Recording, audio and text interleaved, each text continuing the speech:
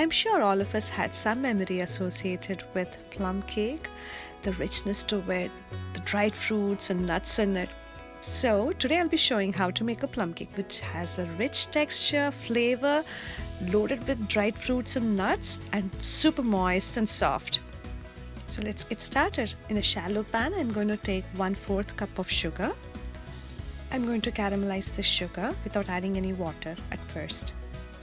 Once the sugar starts to melt and you can see how the color is changing, and once it starts to boil, I'm going to add 1/4 cup of water in it and cook it for a minute or two. Please do take care while adding the water. Add little water at a time. Both the sugar as well as the pan are extremely hot at this point and you don't want to hurt yourself. Cook this mixture for a minute or two and then you can turn off the flame, and it's time to add our orange juice. So this is the mixture that we are going to soak our fruits in. So if you don't have orange juice handy, you can use apple juice or grape juice. So I have added 3/4 cups of orange juice here. Now that our soaking mixture is ready, I'm going to soak 1.5 cups of dried fruits in it overnight. You can add or choose dried fruits of your choice. Here I've taken raisins. Raisins are the dried cranberries, dates, figs, apricots, plums, and dried pineapple chunks which are unsulfured. Keep this aside so that it can soak. Now in a bowl I'm going to take mixed nuts. I've taken 1 cup of mixed nuts for the quantity of cake that I'm going to make today. So here I have almonds which are chopped, walnuts, pecan, and also some cashews. There is no hard and fast rule of what nuts to be used, so add the nuts of your choice. Alright, now the nuts and dried fruits are ready. Now it's time to make the batter. Even before I do that, I'm going to grease the pan that I'm going to bake the cake in, and I'm also going to place a parchment paper so that the cake comes out easier after it is baked. In a bowl I'm taking butter which is at room temperature. 1 stick of butter is approximately 115 grams, and I'm also going to take 1/3 cup of oil.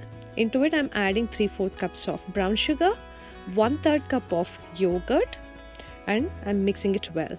In a separate bowl I'm going to take 1/3 cup of milk which is at room temperature. Into it I'm adding 1 teaspoon of apple cider vinegar. Meanwhile, I'm also going to turn on my oven. I'm going to preheat it at 350 Fahrenheit.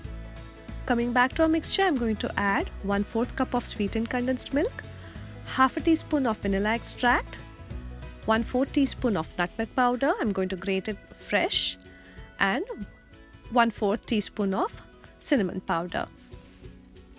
Add a pinch of salt and give it a good mix. Adding milk and vinegar mixture at the end into the wet ingredient is very important step. Now it's time to add the soaked dried fruits into this mixture. Coating the nuts with a teaspoon of all-purpose flour or cornstarch will actually help the nuts to stay in its position in the batter and not completely sink down while it is baking.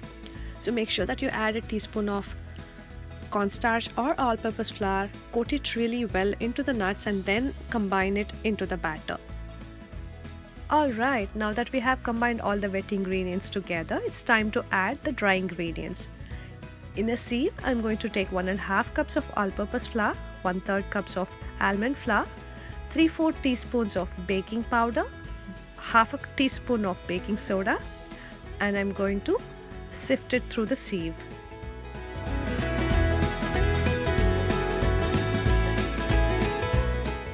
Mix the batter well so that there are no lumps. At the same time, do not overmix it.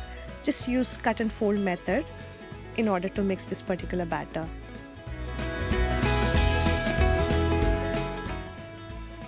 I have my baking pan ready, so I'm going to pour the batter mixture into this, and my oven is preheated at 350 Fahrenheit. So let's bake it. Plum cakes usually take longer time to bake. This one took around 50 minutes. It depends from oven to oven, so keep an eye on your cake.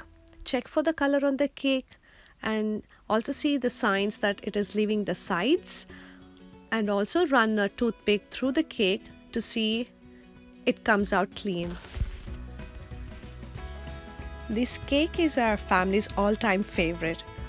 When you cook or bake with so much love and care, it adds that extra taste to anything that you cook or bake, isn't it? Please do give it a try, and I'm sure you're all going to love it.